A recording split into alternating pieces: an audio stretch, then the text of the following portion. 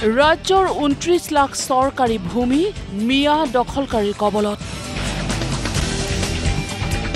এতিয়ালৈ মাত্ৰ ১.৫ লাখ বিঘা ভূমিহে দখলমুক্ত হৈছে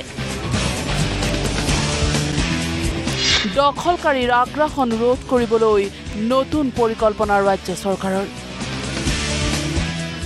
এতিয়াৰে পৰা গাঁৱে ভূঞে থকা পৰিত্যক্ত ভূমিত কৃষি কৰ্ম আৰু পশুপালন কৰিব পাৰিব নিবনুৱাই চৰকাৰী ভূমি ভাড়াত লৈ এনেদৰে কৃষি কৰ্ম পশুপালন কিংবা আন ব্যৱসায় কৰিব পাৰিব নিবনুৱাই এই ঘোষণা মুখ্যমন্ত্ৰী ডক্টৰ হিমন্ত বিশ্ব শৰ্মাৰ আমি এটা সিদ্ধান্ত লৈছো যে গাঁও পঞ্চায়তসমূহৰ সমান্তৰালভাৱে প্ৰত্যেক গাঁৱত এটা আমি যুৱকসকলক লৈ সমবায় সমিতি কৰিব খুজিছো যাতে খালি মাটিবিলাক চৰকাৰৰ পৰা তেওঁলোকে ভাড়াত লৈ ১ টকা বা ২ টকা ভাড়াত লৈ পেলাই তেওঁলোকে তাত খেতি আদি কৰি বা ডায়েৰী আদি কৰি মাটিখিনি বন্ধ কৰি ৰাখিব পাৰে কতো যাতে খালি মাটি পৰি নাথাকে কাৰণ মুকলি মাটিতেই ভয়ংকৰ আগ্ৰাসন হয় মিয়া দখলদাৰী সেয়েহে মিয়া দখলকাৰীয়ে যাতে কোনো পধ্যেই এনেধৰণৰ চৰকাৰী পৰিত্যক্ত ভূমি দখল কৰিব নোৱাৰে তাৰ বাবে ৰাজ্যৰ যুৱক সমাজক কৃষি কৰ্ম কিংবা ব্যৱসায় কৰিবলৈ আহ্বান মুখ্যমন্ত্ৰী ডক্টৰ হিমন্ত বিশ্ব শৰ্মাৰ আপোনালোকে গাঁৱত এটা আমাৰ মাটি খালি পৰি থাকিলে আজি ৰাতিপুৱা ওৰাঙত বহুতখিনি মিয়া মুছলমান সম্প্ৰদায়ৰ মানুহে আহি আজি ৰাতিপুৱা ওৰাঙত মাটি দখল কৰিব আহিছিল ৰাতিপুৱা এটা আমি এভিকশন কৰিবলগীয়া হৈছে আজি মাটি খালি পৰি থাকিলে বেলেগ মানুহ সোমাব ইফালে অৰুণোদয়ৰ হিতাধিকাৰীৰ বাবে মুখ্যমন্ত্ৰীয়ে দিলে সুখবৰ ১৭ ছেপ্টেম্বৰত মুকলি হ'ব অৰুণোদয় 3.0 দুটা পৰ্যায়ৰ অৰুণোদয়ৰ সফল ৰূপায়ণৰ পিছত প্ৰধানমন্ত্ৰীৰ জন্মদিন উপলক্ষে ১৭ ছেপ্টেম্বৰত ৰাজ্যজুৰি মুকলি হ'ব অৰুণোদয় 3.0 অসমৰ ইতিহাসত ৪০ লাখ পৰিয়ালক সামৰি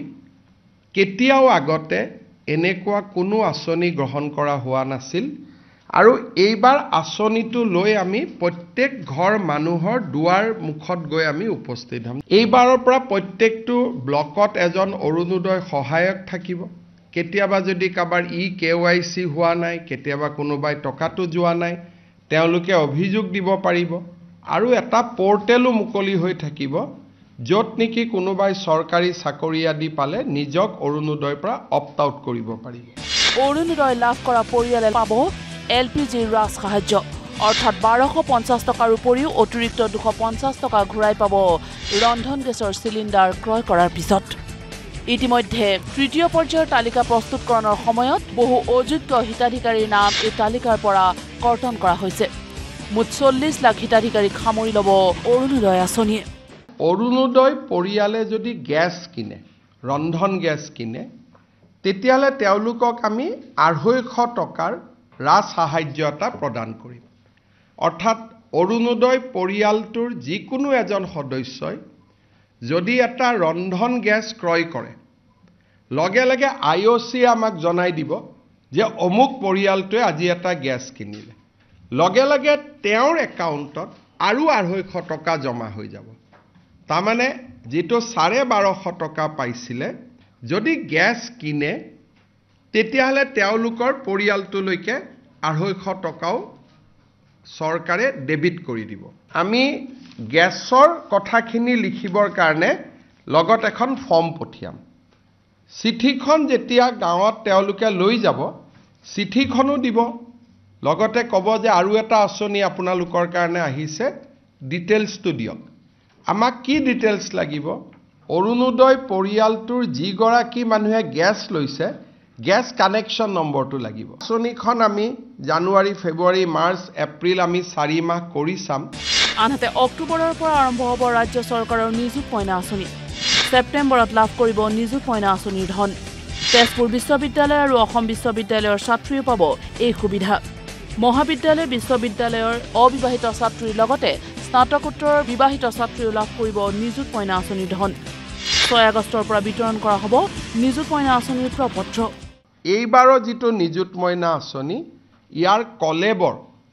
আৰু অধিক বৃদ্ধি হ'ব বিশেষকৈ চেণ্ট্ৰেল ইউনিভাৰ্চিটি ষ্টুডেণ্টে পাব আৰু সমান্তৰালভাৱে আমাৰ প্ৰাদেশিকৃত মহাবিদ্যালয় বা বিশ্ববিদ্যালয়ৰ সেলফ ফাইনেন্সিং কোৰ্সত পঢ়া ছাত্ৰীসকলেও এই আঁচনিটোৰ সুবিধা লাভ কৰিব পাৰিব গতিকে মই ভাবো যে ই আগৰ বাৰতকৈ এই আঁচনিটো আৰু প্ৰভাৱী হ'ব 6 তাৰিখৰ পৰা ফৰ্ম ফিল আপ আৰম্ভ হ'ব অসমৰ কলেজ বিশ্ববিদ্যালয়ৰ সমূহ ছাত্ৰীকে মই নিযুত মইনা আঁচনি ফৰ্ম ফিল আপ কৰিবৰ বাবে অনুৰোধ কৰিম যদি বিয়া হ'ল নিযুত মইনা নাপাব পিজিত বিয়া হলেও পাব ডিগ্ৰীলৈকে বিয়া হলে নাপাব পিজিত যেহেতু ছোৱালী ডাঙৰ হৈ যায় অবভিয়াসলি বিয়া হ'ব হায়াৰ সেকেন্ডাৰী যাক আমি আগত স্কুটি দিছো বা ভৱিষ্যতে স্কুটি দিম স্কুটি দিয়া ছোৱালীখিনিও নিযুত মইনা আঁচনি নাপায় আজি সংবাদ মেলত এই ঘোষণা মুখ্যমন্ত্ৰী ডক্টৰ হিমন্ত বিশ্ব শৰ্মাৰ ব্যুৰো ৰিপোৰ্ট নিউজ লাইভ